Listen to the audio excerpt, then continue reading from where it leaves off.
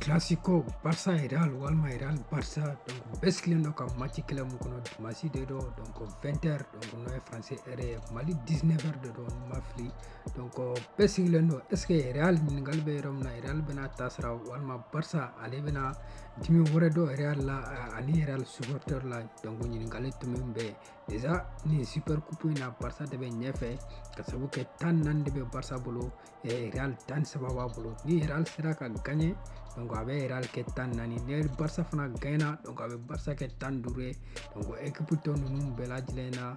donc saba de be to nunu bolo mais Real ni Barça wol de be nyefe wol de ni coupe soro katme to nunu bela dilenka donc nyin gal tombe romna Real ubunu tala ubunu ka 10 labo 4-0 mun kero la ubuna tasro de Barça la walma ubunu tiwa donc nyin gal tombe dimasi de amno réponse ro nala ma ayra anken na